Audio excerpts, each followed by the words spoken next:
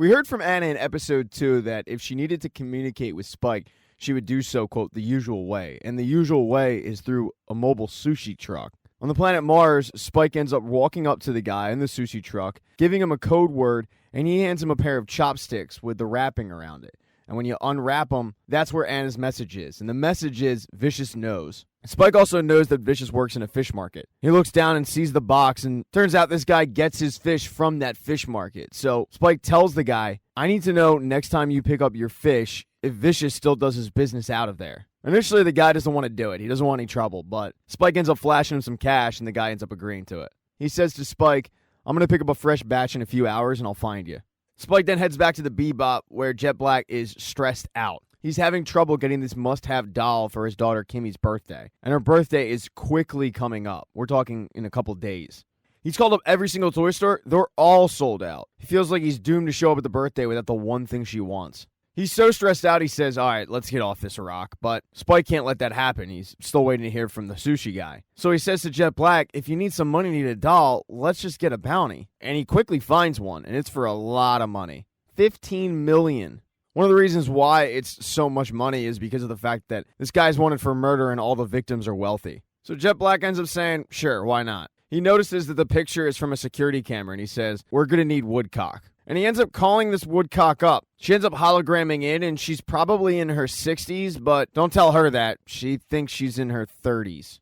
Right off the bat, she starts hitting on Jet Black hard. After Jet Black tries to get her back on the mission at hand, she tells him, I've had clients blowing up my phone about this guy all week, and it's like I told them. If you're not from Earth, you don't have to worry about it, because this guy's only killing people from Earth. I'm also not sure how I can help. I already handed the security camera footage over to the ISSP. And Jet Black interrupts her and says, yeah, but I'm guessing you didn't hand over the raw footage. And she seductively says, well, don't you know me all so well? And what do I get if I give it to you? And Jet Black says, well, a giant thank you, and we'll cut you in on the bounty. But she's not interested in the bounty. She's interested in Jet Black's jet, if you know what she wants it. As she continues to hit on Jet Black, Spike is loving it, by the way. He's egging her on. Not that Woodcock needs it. Jet Black ends up reluctantly agreeing that if she gives him the raw footage, he will end up going out to dinner with her. She sends it over and disappears. They end up watching it together, and the problem is there's no audio. Luckily, turns out that Spike can read lips, which is something he never disclosed to Jet Black in the 3 years they worked together. Right before the perp kills the guy, he says, I'm going to make your little girl pay for what you rich assholes did to me and my family. At that moment, they know it's not a robbery, it's a robbery kidnapping. This also means that there's a reward on top of the bounty. They continue to watch the raw footage, and it's as if this perp doesn't even care about being caught, because he's looking right in the camera. Jet Black zooms in on the footage and notices there's a scar on his wrist, and he recognizes it. It's a scar from something called a face changer. It's a totally obsolete technology, but it's primarily used in brothels nowadays. And it turns out Jet Black actually has a scrambler, so they do encounter this guy, his face will start glitching. The two then wait for night, and they head on over to the brothel. Jet Black is planning on turning it on, and then they just wait for this guy to run back to the brothel that he bought it from. Spike heads into the brothel and waits for this guy to show up. While they're waiting for this guy to show up, Jet Black gets a hit on his phone about a guy on the black market who does in fact have a doll for Kimmy's birthday. While Jet Black's waiting for this guy to show up, he just starts ripping Chalmers to Spike. And Spike asks him, you guys are pretty close, huh? And Jet Black tells him, yeah, we fought side by side. Homicide's a brotherhood, or at least it's supposed to be. And Spike scoffs at that, saying, you call that a brotherhood? Your brother set you up. He robbed you of 5 years of your life. Years you could have spent with your wife and your kid in your house. All information that Jet Black knows. And one of the reasons why Spike is bringing it up is because that's how he feels with what happened with the syndicate and him. He asks Jet Black, you ever think about putting a bullet in a guy like that? But before he can even answer, a car horn starts honking at him, and it's the dealer. He shows Jet Black the doll, and Jet Black ends up negotiating with him.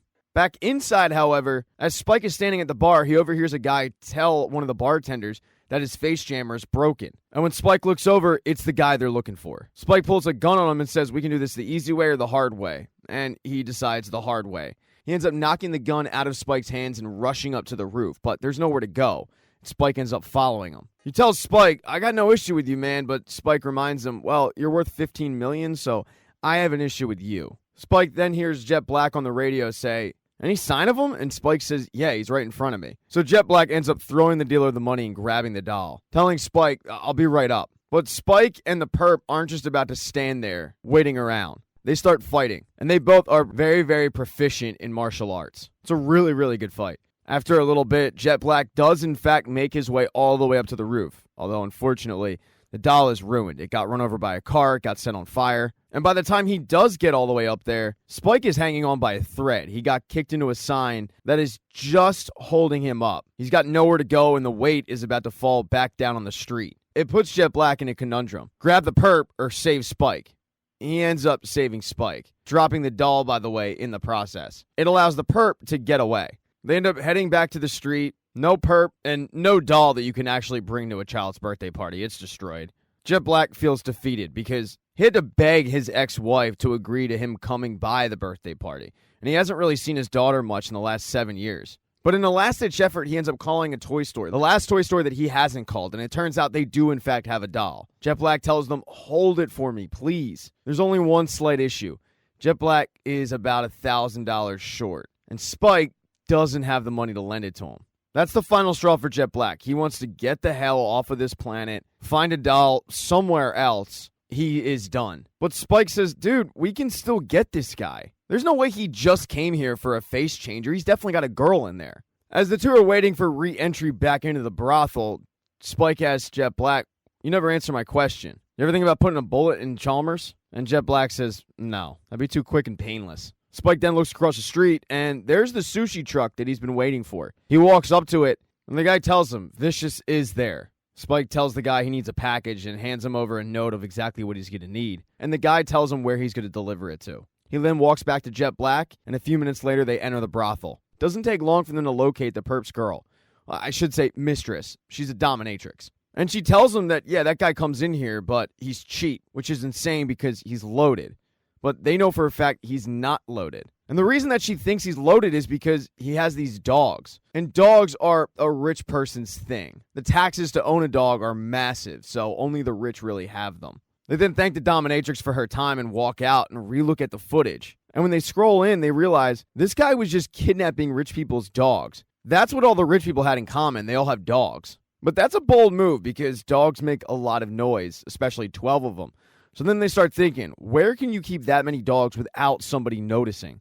And that's when Spike points out that the dominatrix did mention something about this guy having a job on a farm. The two head over there, and right away, they end up seeing a dog. It's the first dog they've seen in a long time. And when they walk further into the farm, there's the perp playing with all of the dogs. With guns drawn, they tell him, there's nowhere to go, man. Give it up. Spike asks him, what's with all the dogs, man? You know how hard those things are to sell, right? And the perp lets him know he's not trying to sell them. In fact, he was going to kill them, but he couldn't.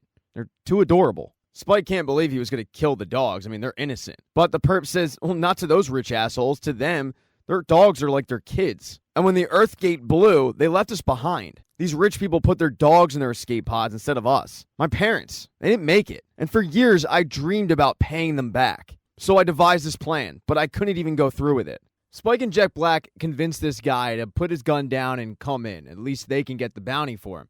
And he's willing to do it until he's shot in the head. The ISSP comes swooping in, and they were watching the whole conversation go down. They justified it by saying, well, he had a gun at you. But in reality, Spike realizes it's because they didn't want to pay the bounty. And the cop even admits it. Spike is beside himself. He's pissed. This guy just cost him $15 million. But Jet Black actually sees this as an opportunity to salvage Kimmy's birthday party. He ends up picking one of the dogs, and he's planning on taking the dog to her tomorrow. So this day wasn't a total loss. Now, not too far away is the fish market that Vicious runs. He's walking in it, and one of his workers asks, are we really shutting this thing down? And Vicious says, it's only temporary. And what he's talking about is the red-eye distribution. And shutting down the operation is causing Vicious a lot of stress because he's got buyers waiting for delivery. He's also got a bunch of workers cooking the red-eye up. And it's kind of interesting because just like a normal drug operation, they're all stripped down naked. But unlike a normal drug operation, they have their eyes sewn shut. This keeps them from actually using the red eye. But now Vicious has no use for him. So he, along with his workers, end up murdering all of them. When he's finished this killing spree, he instructs one of his underlings to grab some chocolate that Julia likes and send it up to the penthouse. But Julia isn't in the penthouse. She went to Anna's. She hasn't been there in a long time, since her performing days, but that was a different life. She came there just to talk to Anna. So Anna takes her up to her office, and right away, Julia notices the drink that Anna had out. It's something that only one person she knows would probably be drinking, but Anna plays it off like she was feeling nostalgic. The two women sit down, and Anna says, all right, what do you want to talk about? But Julia doesn't say anything, and that's when Anna knows why she came, because Vicious got abusive once again. Julia says, we'll get through it, but Anna says, you always say this until one day you don't. Julia feels like she doesn't have a choice, but Anna reminds her, you always have a choice. You control your destiny. So now Julia has a lot to think about. And so does Jet Black. He needs to think about how he's going to explain to Kimmy that she can't keep the dog that he got. Kimmy loved the present. She was beside herself. But Jet Black's ex-wife Alyssa is not happy at all. She can't afford the dog. She can't afford the taxes. She tells Jet Black, you got to take it back. Jet Black tries to plead with her, telling her that he just wants to be a part of Kimmy's life, but Alyssa reminds him that this isn't the way to do it. So Jet Black reluctantly puts the dog back in the box and starts walking it out, but Kimmy stops him. She asks him, can I call him sometime? I mean, he's yours. And Jet Black says, of course you can. You can call him whenever you want, and gives her a giant hug. So while Jet Black was reconnecting with his daughter, Spike was reconnecting with Vicious. He went to go pick up that, quote, package that the sushi guy left him, and that package is a gun. He's up on the roof of a building that is in clear eyesight of the fish market. He calls up Vicious, and Spike tells him, I was planning on killing you, but I had a change of heart. Vicious tells him that he sent that assassin because Spike is in his business. He had to be dealt with. That's how business works. It's nothing personal. Or is it, brother? Spike tells him, I'm giving you a chance to walk away. End this now, or I end you. But Vicious tells him that he's untouchable. And that's when Spike proves that he's not. Spike knows that Vicious is sitting in a bulletproof limousine. But Spike doesn't want to kill him, he just wants to send a message. So he fires that sniper rifle, and the bullet goes right into the glass. It actually ends up chipping off a piece of the glass and cutting Vicious. And that's when Vicious knows that he's not playing around. Vicious ends up trying to send some guys to go get him, but at that point, Spike's long gone. Thank you so much for checking out this recap. Please consider subscribing to the channel. Hit thumbs up if you liked it. Smash that thumbs down button if you thought this sucked. Make sure to be nice in the comment section. If you don't see the next video up in the end screen there, I'll get it up in a few days, not to worry. And I have merchandise, so go buy a mug or something.